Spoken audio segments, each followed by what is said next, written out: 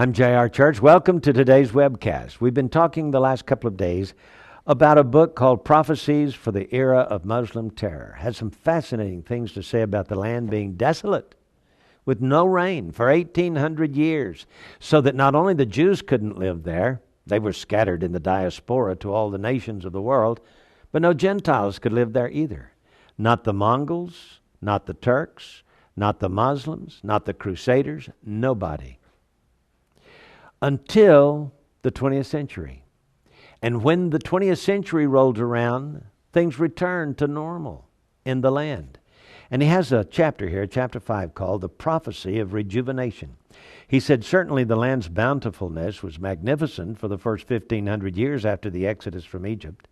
Certainly the subsequent 1,800-year-long miracle of deficiency and deprivation was impressive in its own right, because of the unexpectedness of its appearance and the absence of scientific explanation to account for this phenomena. Yet, he says, several other miracles were appended, and these miracles were most remarkable also to their sudden and rationally inexplicable appearance. After 1,800 years of drought, with no apparent scientific reason or explanation, the hills began blossoming at the turn of the 20th century.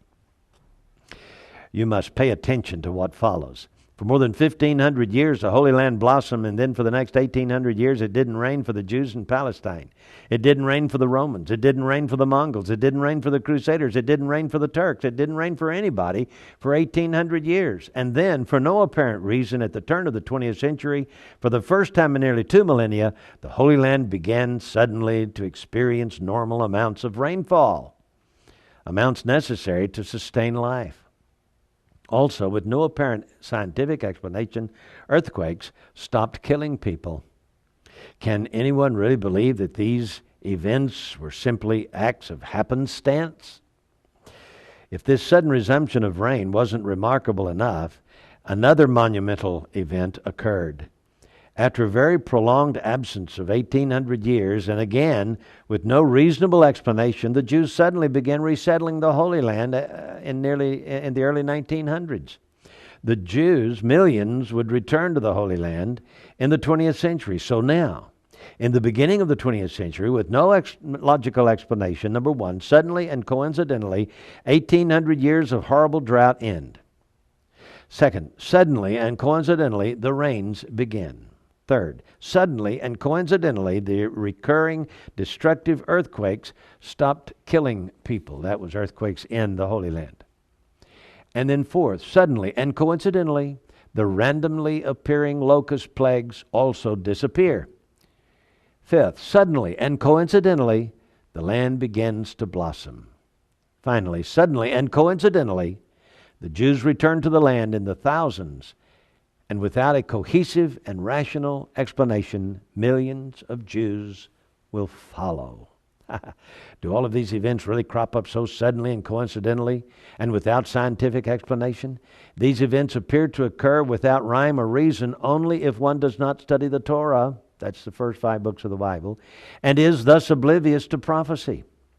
A person who is oblivious to Torah would never be able to note how unusual these series of events are foretold in the greatest of detail.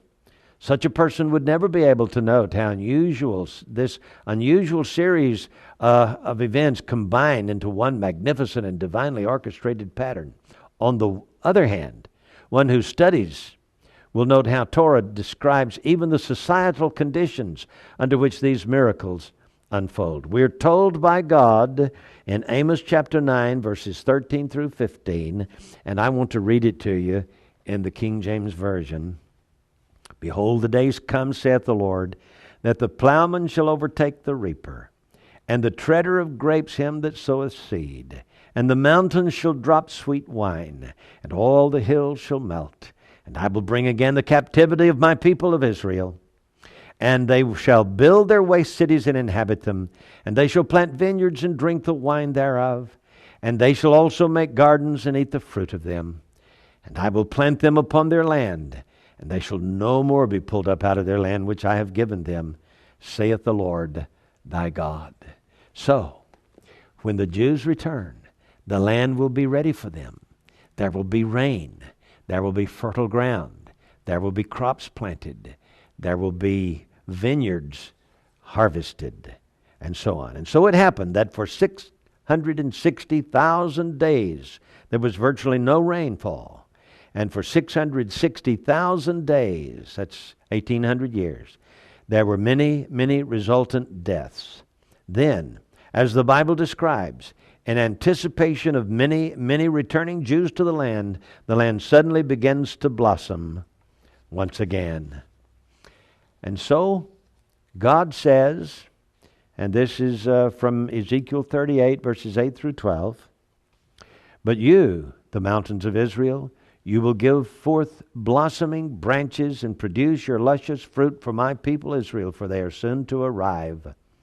The land will be tilled and sown, and I will make the people numerous, the entire house of Israel. The cities shall be inhabited, the ruins rebuilt, and I will make it better than it ever was." And He has. He has. I mean, the land is productive today as it's never been before. And they will inherit the land, which will be theirs for a possession, and the land will never again be bereaved of them. Precisely, He says, because the Jews are about to return, the land will blossom once again, and this time better than ever. Well, it's a fascinating read, this book called Prophecies for the Era of Muslim Terror. There's a whole lot more. I'm only to page 37. There are 225 pages in this hardcover book. It's yours if you want it. $24.95 plus shipping and handling. Just order it from us. We'll be glad to send it to you. And you can get it and open it and read it and be amazed. Absolutely amazed.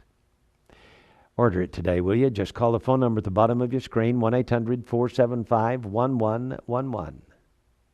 I'm J.R. Church. We'll see you again tomorrow. God bless you. Have a great day.